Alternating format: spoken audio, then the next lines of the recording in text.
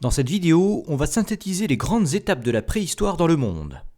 C'est l'épisode pilote d'une playlist qui couvrira toute la haute antiquité. On va démarrer au tout début de la préhistoire, dans les forêts équatoriales du globe. Les grands singes de cette époque vont évoluer jusqu'à former la lignée humaine. Ils donneront aussi naissance aux orang-outans d'Indonésie, aux gorilles d'Afrique et aux bonobos et chimpanzés qui se séparent plus tardivement de la lignée humaine et constituent nos plus proches cousins. Il y a 7 millions d'années environ, les périodes d'assèchement du climat poussent certains grands singes africains à se redresser pour s'adapter à la savane. Du coup, la tête n'est plus suspendue à l'horizontale, mais repose sur le reste du corps, ce qui permet au cerveau de gagner du poids. Ce n'est que bien plus tard que la libération de la main favorisera l'utilisation de l'outil. La première espèce bipède est Toumaï, découvert au Tchad, puis Ororine au Kenya, qui vivait il y a 6 millions d'années. Les ardipithèques sont apparus en Éthiopie 1 million d'années plus tard. Ces espèces n'ont sans doute aucun lien avec la lignée humaine qui ne diverge du chimpanzé que vers 5 millions d'années. Cette nouvelle divergence va rapidement conduire à l'émergence de l'Australopithèque. Les plus anciens australopithèques découverts remontent à 4 millions d'années. Ils sont situés en Éthiopie, au Kenya et en Tanzanie. On remarque qu'ils sont alignés le long de la vallée du Rift africaine de nature volcanique. Les fossiles s'y sont sans doute mieux conservés qu'ailleurs grâce aux dépôts réguliers de cendres. Dans tous les cas, les australopithèques occupèrent peu à peu une grande partie de l'Afrique, depuis le Tchad jusqu'en Afrique du Sud. C'est aussi dans la vallée du Rift qu'ont été retrouvés les premiers vestiges du genre Homo, datés de 2,5 millions d'années. Ça marque un véritable saut qualitatif. C'est l'apparition des premières pierres taillées qui marque le début du Paléolithique.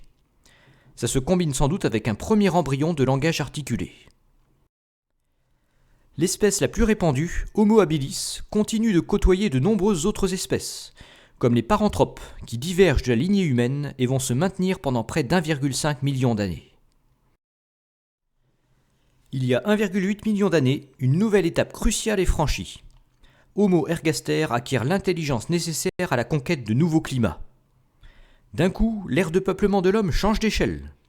Homo ergaster sort d'Afrique et conquiert toute la moitié sud de l'Asie, où il prendra le nom d'Homo erectus. Il n'est arrêté que par la ligne Wallace en Indonésie. C'est un profond bras de mer qui reste immergé même pendant les glaciations.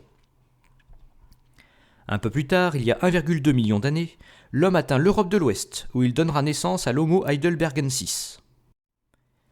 La domestication du feu, réalisée vers moins 400 000, permet ensuite à la conquête de climats de plus en plus froids. Les deux dernières espèces d'hominidés émergent vers moins 250 000. L'homme de Néandertal en Europe, puis notre propre espèce Homo sapiens en Afrique. Ces deux espèces ont un volume crânien comparable et voient l'apparition des premières sépultures. Homo sapiens quitte l'Afrique vers 80 000 avant Jésus-Christ. C'est donc la deuxième grande sortie d'Afrique après celle d'Homo ergaster. En peu de temps, l'homme moderne supplante Homo erectus en Asie, sauf dans des endroits isolés comme sur l'île de Flores, où une lignée distincte survivra jusqu'en 12 000 avant Jésus-Christ. L'intelligence d'Homo sapiens lui permet aussi de gagner des territoires jamais atteints par l'homme. Vers 70 000 avant Jésus-Christ, il franchit les bras de mer pour gagner la Papouasie et l'Australie. Puis vers 35 000 avant Jésus-Christ, il gagne l'Amérique à pied sec en profitant du faible niveau des océans pendant la dernière glaciation. Pendant 12 ans, l'homme de Néandertal coexiste aux côtés d'Homo sapiens en Europe. C'est d'ailleurs à cet endroit que Sapiens commence à peindre sur les parois des grottes. Finalement, Néandertal disparaît il y a 28 000 ans et Sapiens devient l'unique espèce humaine sur Terre, à l'exception de quelques derniers isolats. On est alors en pleine glaciation et l'homme est encore un chasseur-cueilleur nomade. Il a déjà domestiqué un animal pour les besoins de la chasse, le chien. Mais avec le réchauffement du climat, ces domestications vont littéralement s'emballer, notamment au Proche-Orient, qui a le mérite de se trouver au centre des influences de l'Ancien Monde. C'est là que va se produire la première révolution néolithique.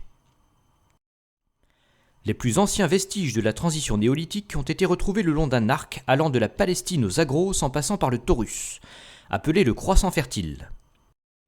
La fin de la glaciation augmente les ressources de nourriture et l'homme n'a plus besoin de parcourir de grandes distances.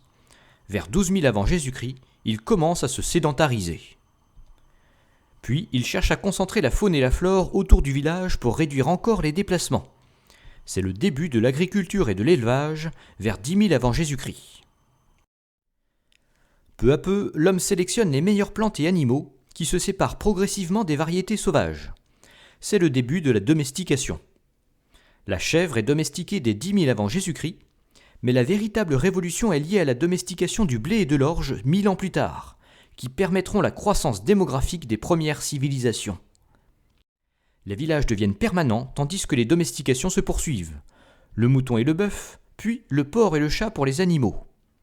Les pois et les lentilles pour les végétaux. Le chat est particulier puisqu'il est domestiqué pour protéger les greniers, et non pour sa viande. D'autres régions du monde commencent à effectuer leur propre domestication, mais ça n'aura pas partout la même importance dans le développement des civilisations. Le maïs de Mésoamérique, le millet de Chine du Nord et le riz de Chine du Sud se démarquent nettement dans leur rôle à venir. Dans le croissant fertile, moins 6000 apparaît comme une date cruciale, car elle marque les débuts de la maîtrise de l'irrigation. En Mésopotamie, la plaine désertique traversée par le Tigre et l'Euphrate peut enfin être conquise.